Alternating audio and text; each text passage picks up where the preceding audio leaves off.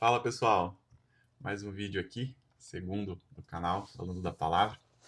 Eu já usei esse canal para ministrar algumas aulas na faculdade, aí esses vídeos estão ocultos ali no tempo da pandemia, então ele está sendo utilizado para outro fim agora.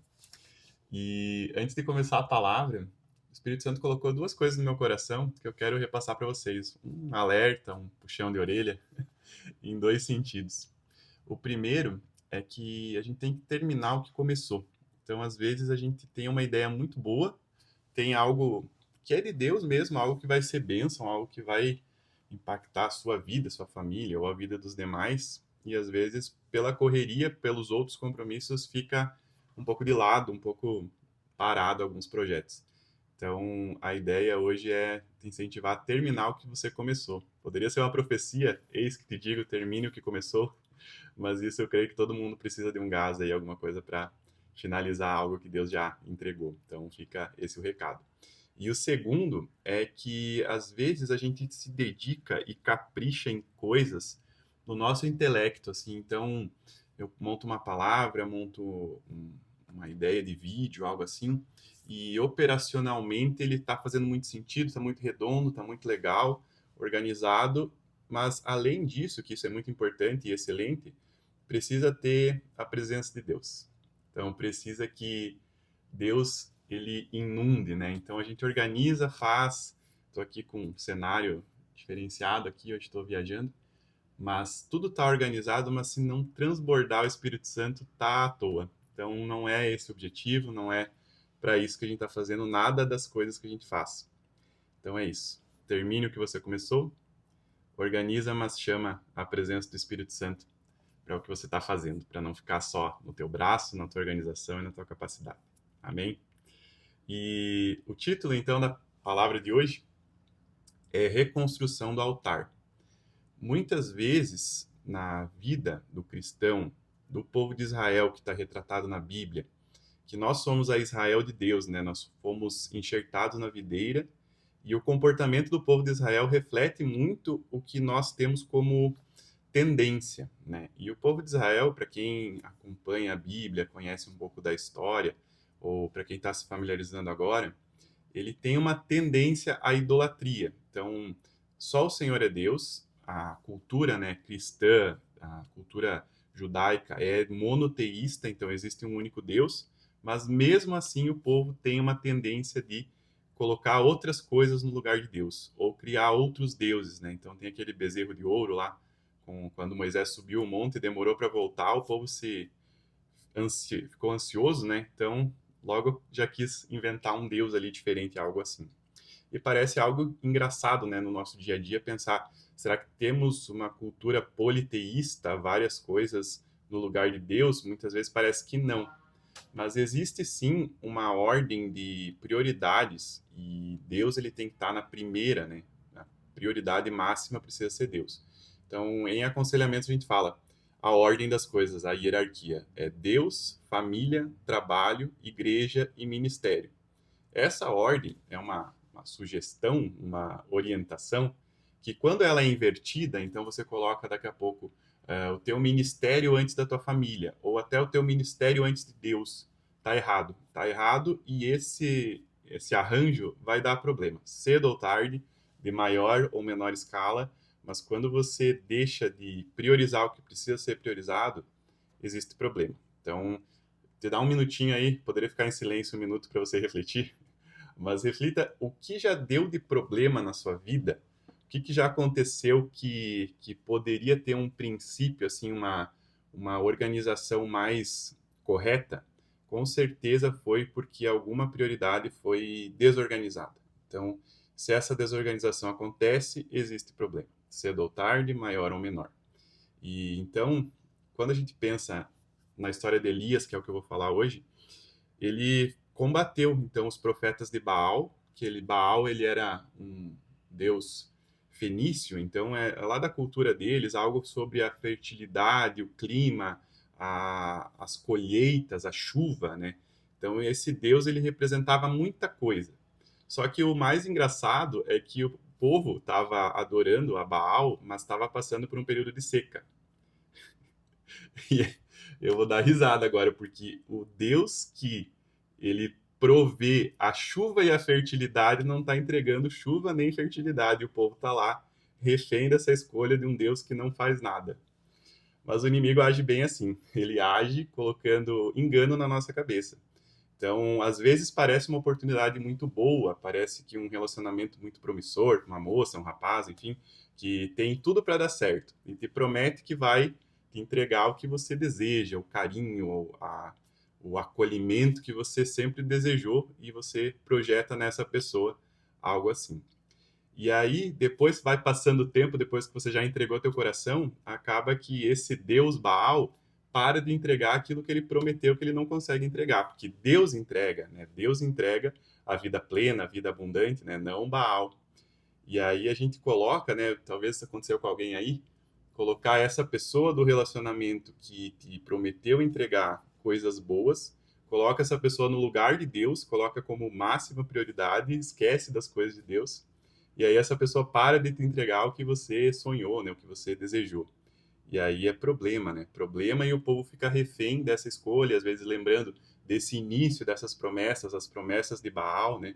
Então, refém do que já foi bom, a pessoa fica se sujeitando em coisas que não deveria. Então, isso que é engraçado, né? Pensando Baal, um deus lá da história, né? Um deus que ninguém mais fala no dia a dia, assim, não tem um templo de Baal aqui nas nossas cidades, mas existe templo, existe altar que as pessoas criam para outras pessoas ou para bens materiais, carreira, enfim, qualquer coisa que você coloca no lugar de Deus.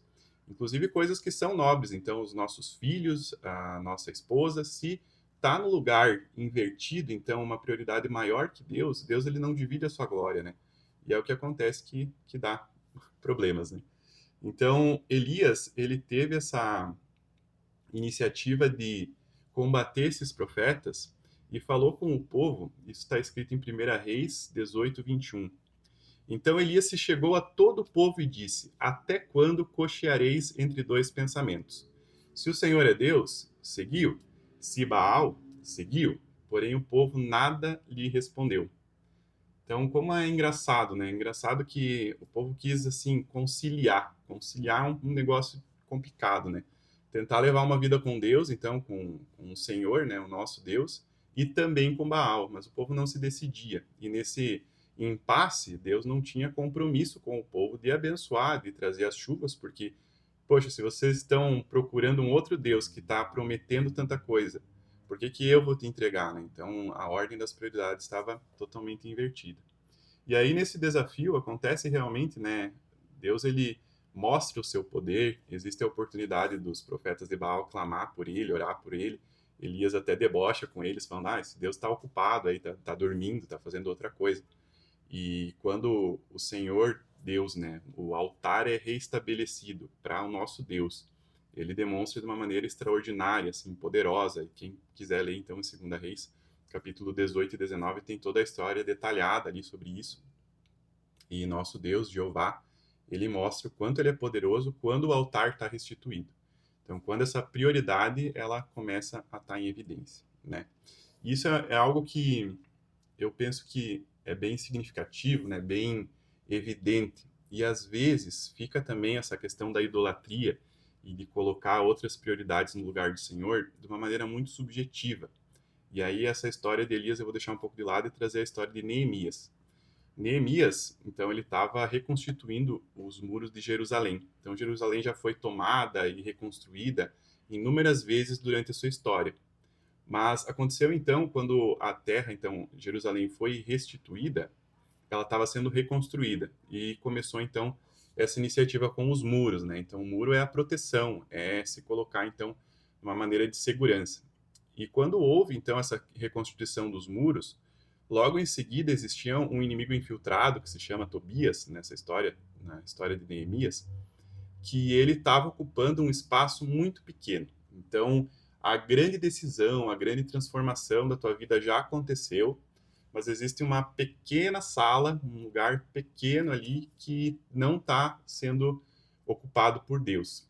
E essa sala que Tobias ele ocupava era justamente a sala do culto, então que existiam as ofertas, os dízimos dos cereais, existia também os instrumentos musicais, então do louvor, né, a parte dos levitas. Então isso é realmente pensar em toda Jerusalém, em toda a estrutura que a cidade tem, que já estava, né, reconstituída, já estava assim, já não estava mais perdida como estava antes. E às vezes a nossa vida está isso, já mudou tanta coisa, já melhorou tanta coisa, mas ainda tinha uma pequena sala que era justamente a sala da adoração, do culto, a sala que onde existia, né, essa liturgia, os elementos da liturgia, estava ocupada por quem não deveria. E aí Neemias, ele declara de uma maneira bem enfática que ele se irou contra Tobias. E ele, quando percebeu que Tobias estava ocupando esse espaço, ele relata: então, fiquei muito irado e expulsei Tobias da sua sala, então, com todos os seus pertences, né? E restituiu, então, o espaço da adoração. E é tão legal isso, porque esse sentimento de ira, ele não é necessariamente algo ruim. Então, nós precisamos, às vezes, ter uma ira santa, assim, ter um, por assim dizer, né? Então, se colocar numa posição veemente, não tolerar mais essas pequenas concessões que a nossa vida tem. Então, eu lembro também de Davi, quando falou de Golias, está em 1 Samuel 17, 26. Quem é esse filisteu incircunciso para afrontar o exército do Deus vivo? Eu penso que ele não falou isso de uma maneira amena, não falou isso tolerando e admirando Golias. Então, a gente precisa mesmo ter esse ímpeto de expulsar o que precisa ser expulso, né? E muitas vezes essa maneira subjetiva que é uma pequena sala, uma pequena atitude, já mudou tanta coisa, mas alguma coisa pequena aí precisa ser colocada para fora, né? Então, a Bíblia fala, né? Irai-vos, mas não pequeis. Isso está em Efésios 4, 26. Então, não está proibido se irar. O problema é o que você faz com a tua ira. Então, muitas vezes, a maioria das vezes, quando estamos muito irados, a gente acaba tomando atitudes, pecando, falhando, tendo momentos ali que a gente coloca situações erradas, né? Se comporta errado, passa do ponto, fala alguma coisa e se arrepende depois, ofende alguém. Mas quando realmente nós usamos essa ira para algo bom, para não pecar e justamente tirar o inimigo fora das pequenas salas, das grandes salas do nosso coração, então está sendo bem utilizada. Então a ira tá sendo bem aplicada, tá tudo certo. Mas voltando para Elias, então, 1 Reis 18:30. Então Elias disse a todo o povo: aproximem-se de mim. E todo o povo se aproximou dele. E Elias restaurou o altar do Senhor, que estava em ruínas. Então, é legal que Elias ele não se conformou, né, com o contexto, a decisão das pessoas, o que o mundo estava ditando, qual que era a tendência de adoração. A tendência de adoração era isso, não precisa ser tão extremo e adorar só a Jeová. Vamos adorar também a Baal. Então, se isso me faz bem, eu faço. Se isso ali também faz sentido, vou consultar meu horóscopo. Se alguém faz isso, eu já oriento a parar. Mas às vezes você vai assim fazendo um compilado, uma coleção, uma curadoria de fé, e é isso que Deus ele começa a deixar você usar a tua autonomia. Se você quer buscar tantos recursos, aquela velha história, todos os caminhos levam a Deus, isso é mentira. Jesus é o caminho, a verdade e a vida. Então ninguém vai chegar ao Pai senão por ele. Todo o outro caminho, toda outra rota é engano. É engano, eu infelizmente te desestimulo a alguma coisa que você já se dedicou, já estudou, já trouxe então para a tua vida sobre fé, que não seja baseado em Jesus. Sinto te informar, mas até fico feliz de ser a pessoa que vai te dizer isso, mas Jesus é o caminho, a verdade e a vida. Vamos olhar para ele que a resposta está dada, não precisa mais outros caminhos, né? Mas Elias ele teve então essa posição firme, né, de trazer as pessoas ele disse: "Chegam a mim", né? Que coragem, né? Porque se o mundo está todo olhando para outros deuses e Elias tem a coragem, né, a fé de dizer: "Chegam a mim". Então eu tô com a verdade, eu tô com Deus, eu não tô me baseando nas minhas posições, nas minhas opiniões, e sim eu tô olhando para quem é o Deus poderoso, né, o único Deus. Então, na sua vida vai ter algum momento que a tua família não vai estar focada em Deus ou seu trabalho, enfim, algum contexto que você vai estar, e aí vai ser um momento para você se posicionar e dizer assim: cheguem a mim. cheguem a mim porque vocês estão buscando muitas respostas e não é por aí. Não é por aí que vocês vão encontrar, então, a bênção, né, a resposta, a provisão. Então, isso que você precisa fazer, se posicionar e ser essa referência, né? Então, isso é bonito e é um privilégio você ter tanta clareza emocional, espiritual e uma capacidade de dizer, não, é aqui o caminho, venham comigo, eu não vou negociar com vocês, e sim, só o Senhor é Deus. Então, isso é maravilhoso, maravilhoso. Como que foi restituído o altar? Então, com Elias, eles fizeram um altar com 12 pedras, representando as 12 tribos de Israel. E aí veio um fogo muito consumidor, muito poderoso de Deus, e ele consumiu essas pedras. E o que é lindo é que ele consumiu as pedras, mas não as pessoas. Então, Deus, ele muitas vezes ele consome, ele recebe um sacrifício que representa você, mas ele não é você. Então, Deus não vai te consumir com fogo. No caso, ele não vai te aniquilar, não vai terminar contigo.